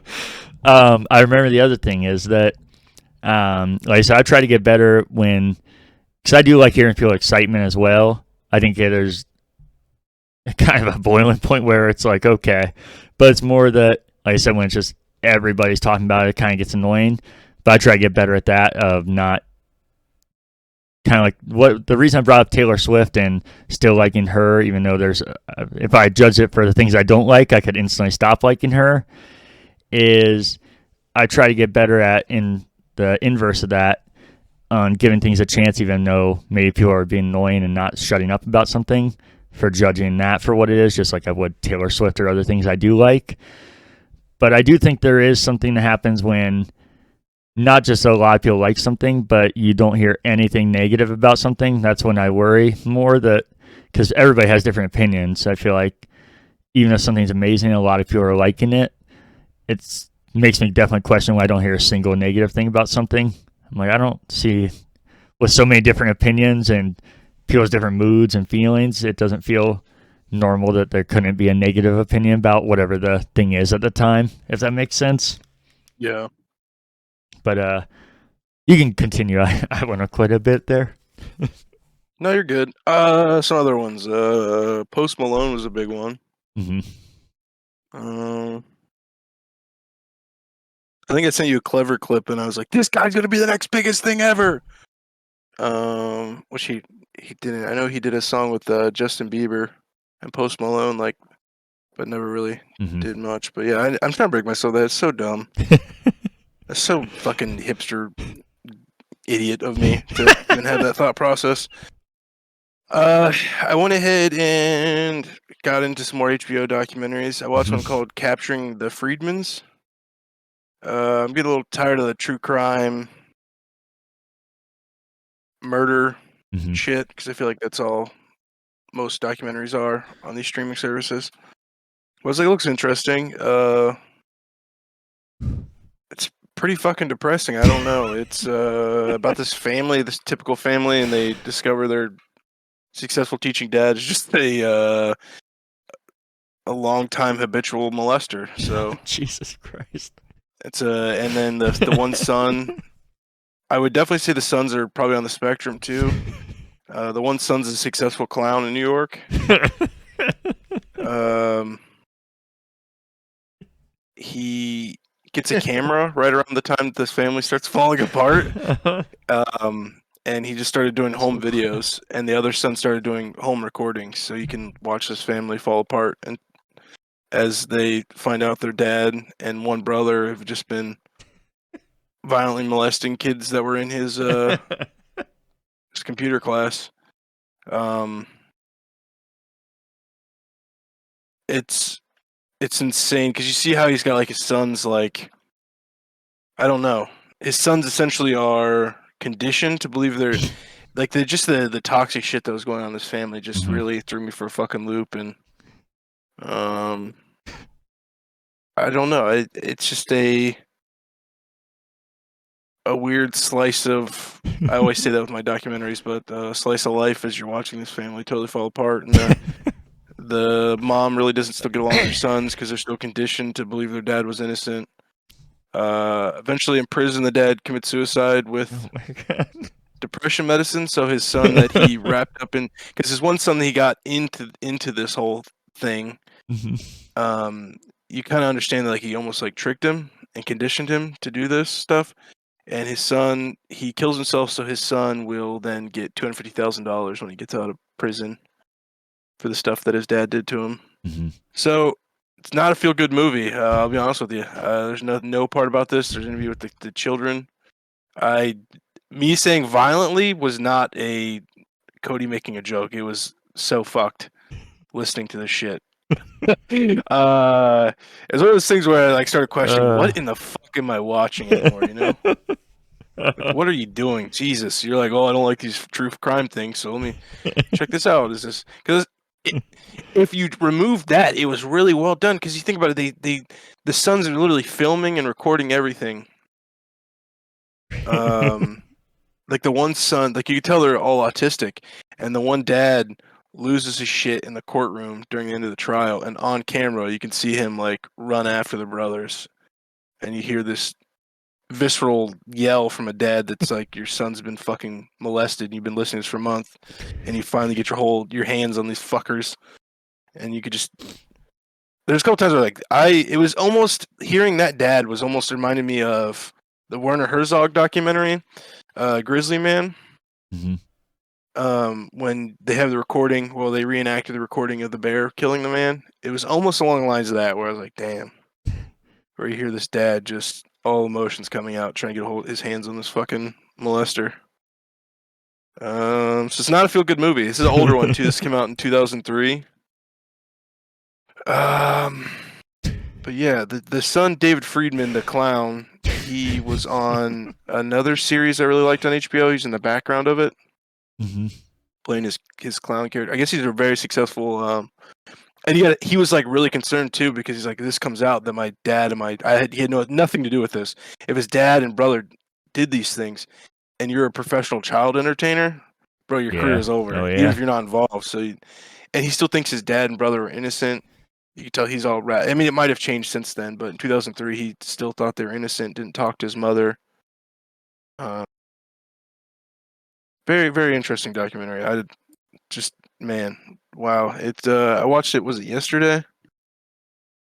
And it's kind of put me in a funk since then. But the other documentary I watched is called Grey Gardens. Have you heard of this? Mm-mm. This is kind of the look up lists of movies, documentary movies. This one's always very, very high on there. It's kind of like I don't want to say it's a Citizen's Kane of documentaries, but in that vein.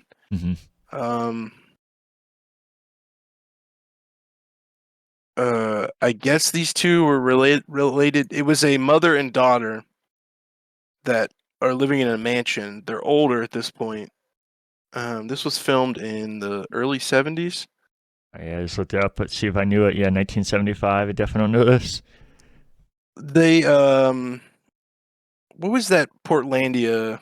Like the guy from Portlandia had done like a documentary now. Do you ever watch any of those? No. So documentary now is just like like SNL for documentaries. Okay.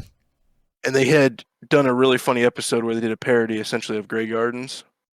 And I know Grey Gardens is on people's like favorite documentary kind of thing. It was really good. I don't think I get where they're coming from, because the time it came out, there was nothing probably much like this. Yeah. But it's these two aging. It's a mother and daughter. I can just read this. The film explores the daily lives of two aging, eccentric relatives of Jackie Kennedy. The Beals. Yeah, no, I remember hearing about this. I didn't know that was the name of it, but I still haven't seen it. I just know what you're talking about now. Yeah, so essentially it's this mansion these two eccentric people live in, and they've just let this mansion go into total disrepair, and it's full of cats. And the cats are shitting and pissing everywhere. Dude, it's kind of fucking funny. And the mother is clearly pretty toxic and keeping her daughter there so she doesn't feel alone and she has somebody. And the daughter is still thinking she's like 19, but she's like getting close to 60, I believe, in this. Actually, she might be mid 60s. And she's always just like, when I get back to New York, the producers, they told me I was the next big thing. I can't live here anymore, mother. Meanwhile, there's just like a cat shitting behind photos and stuff. It's just, it's nuts. And the mom, she's like in her 90s and she's still living this like delusional, like, I'm still a singer. I'm going to get back into singing. She might be in her 80s.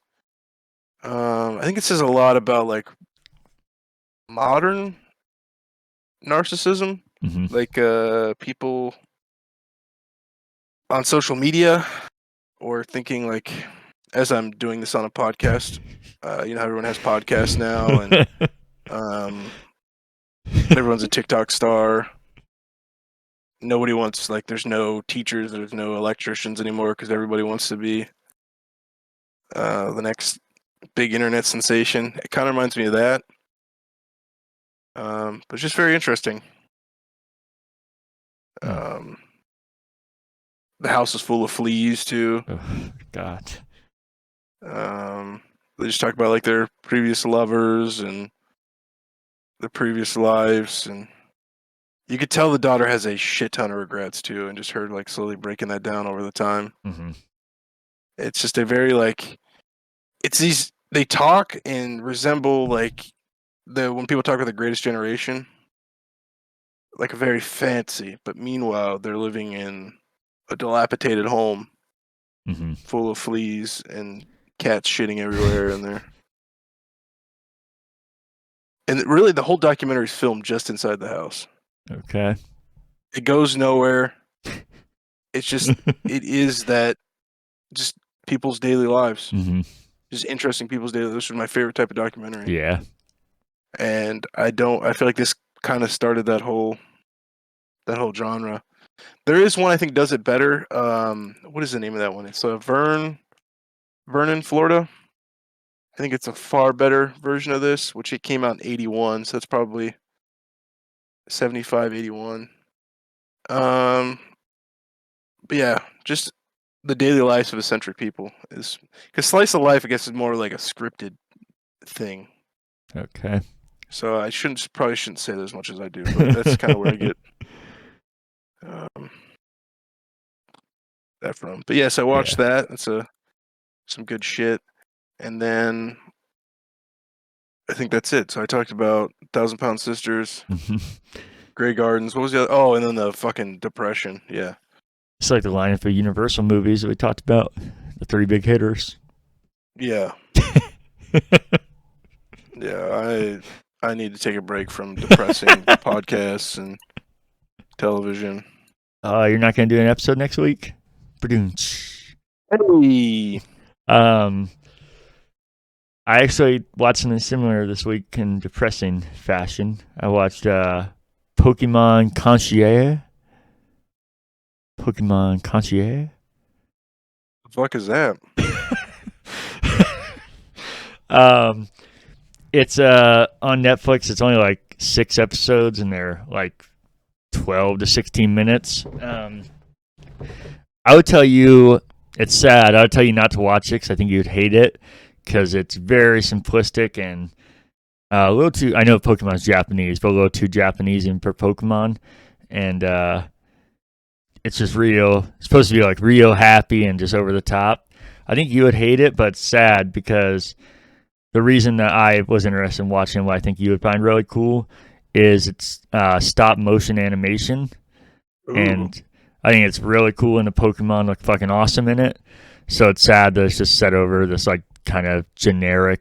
It's this girl goes to a resort and the Pokemon are there and they just do like silly things.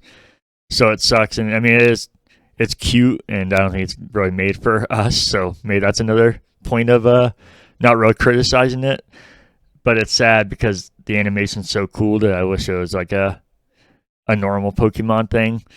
But we watched 2 or 3 episodes, so I'll definitely finish it. Like I said, there's not a whole lot to it, but the animation alone is enough for me to watch it. Concierge. Pokemon Concierge.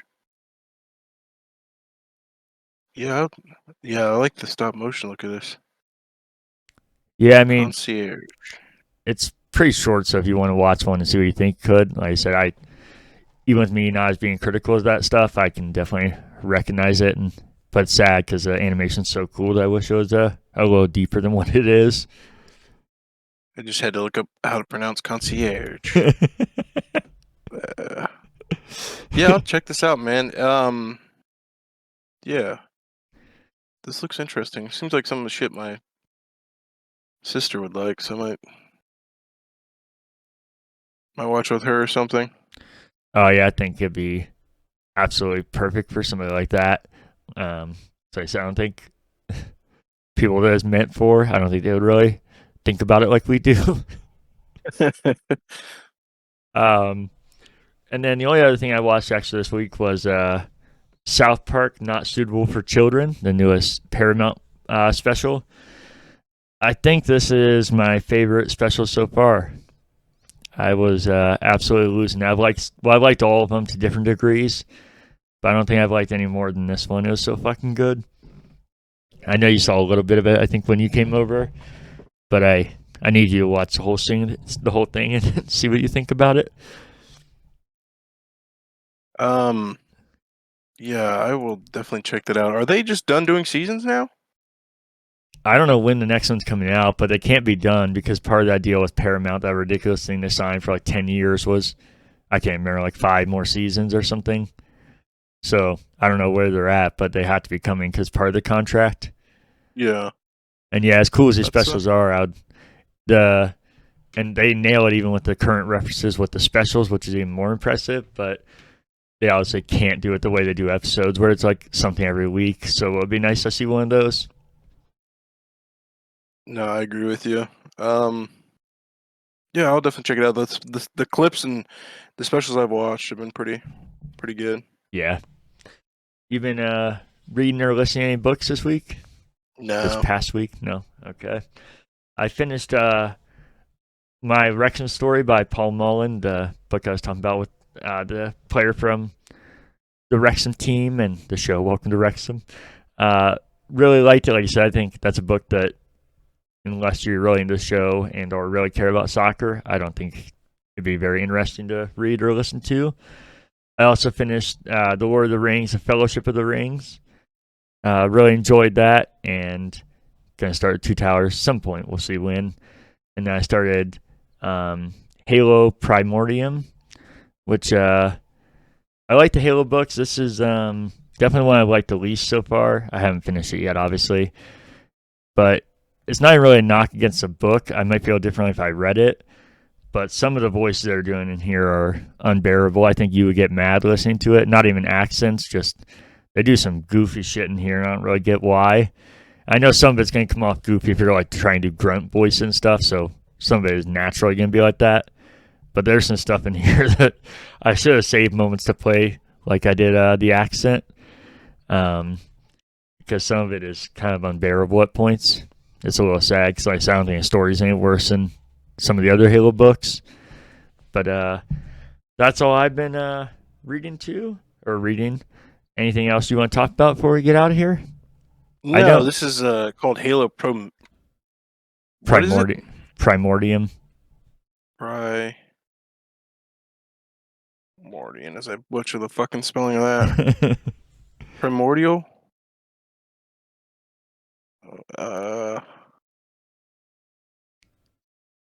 Primordium. Here it is. Okay. Okay. Jesus Christ. Are you trying to get through all of the books? This is insane.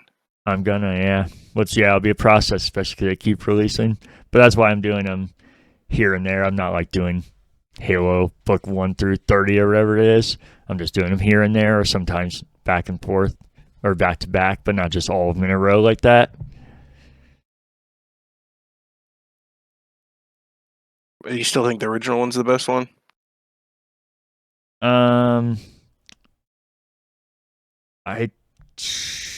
It's up there. I don't think any have been terrible aside from, like you said, this one with some of the narrating. But yeah, the earlier one's probably better, but there's been some super interesting stuff in some of the later ones that connect to some of the later games and kind of make the 343 stories make more sense. Which I don't think the book should have to do that. I think the games should tell their own story, so it's not even me covering because I love Halo or like 343. I don't think you should have to read the books. I think books should give you like deeper context, and I think the games should speak for themselves. I know it's one of the issues people have with 343. Yeah, no, I agree. And I think too, I'm looking at all the covers, the art slowly just gets worse and worse and worse. I think those first 4 books have some of the coolest covers. I've seen those in bookstores and stuff. Or the first 5 books, is that what it was? First 4? There's some cool ones, like Halo Retribution's got a cool cover. Have you seen this one? I've glanced at all of them. I'd have to look though. I was gonna say I don't know that I'd feel they get consistently worse. I feel like they kind of like just from glancing, I feel like it's like a roller coaster of something. I'm like, what the hell is this? And then they get really cool again. Yeah, maybe that's what I mean. There's some ebbs and flows. Yeah. Like Silent Storm's not very good. Last Light looks awful. Saint's Testimony doesn't make any sense. Yeah, Halo Retribution's got a cool cover. Like some of these would be some sick ass posters, man. Oh yeah. Especially fucking Sergeant Johnson. Contact Harvest. You see Hunters in the Dark. I think you'd like that one a lot. Yeah, Saint's Testimony is terrible. Last. Yeah, these titles are hilarious. You say you like Hunters in the Last Dark. Light, or that was a bad one? That's a bad one. Oh, I was So gonna say I didn't Saints like that. testimony. Yeah. Yeah, Hunters in the Dark. I think you'd like that a lot. Look this one up. Hunters in the Dark. Oh hell yeah, that looks sick. Yeah. Hold on, where did it go? I've only saw a little tiny photo of it so far. Let's see. Yeah, that's cool as fuck. Yeah, I like that one. I thought you'd be all about it. I don't mean to end the show kind of awkwardly or weird, but I noticed you seem like you've been off this episode or kind of upset. Was there anything you wanted to talk about? Yeah, dude, we're getting close. I'd be honest with you, this is a difficult thing. I probably wanted to talk to you more about this off the air, My apologies. We can end it here if you off want the then. podcast. Well, no, I mean it's fine if you just want out and about. No, we can end it. Last Sorry, go ahead. 4 years, just not received a single cent from the show. How do we fix this? Like absolutely no money. Well, I mean, it's a time and effort I put into this show. I have like endless video game knowledge. My sports knowledge is through the roof. My gaming knowledge, my media knowledge, as you guys saw in this episode, has been top notch. So I'm quite confused why you think my talents would be wasted on something where I'm not receiving any sort of monetization. So you want money? I asked you what you want and you didn't answer. I mean, you want talent, correct? Yeah, that's why I'm trying to get Derek back in the show. So it's usually requires money. I've let it slide multiple years at this point, Casey. Yeah, I think you mentioned 4 years, right? I think we're getting close to 4 years. Actually, let's check the receipts, Casey, because that's the route that we're going. Let me type this in here real quick. I mean, at this point, like if this was a 9 to 5, you would probably be in court. There'd be legal proceedings revolved around your asinine production here. Let's see, what is the oldest episode? 3 years ago. My apologies. What? So, do you think that would hold up in court when you say it's been 4 years and then they go back and they see you're missing a whole year and it doesn't exist? Oh, sorry. In 1 month, it'll be 4 years. I don't understand how you can use someone's likeness, their knowledge, for 4 years and my copyrighted material and not expect to pay for it. I like how it's your likeness, like you're a character, even though your physical body's right here. Exactly, and it's here, and you're not paying for it. So just something to think about for the next episode if you want to continue seeing me on here. I come here week in and week out, always prepared. I'm here every week for the last 4 years. We filmed and recorded every week, and I was there.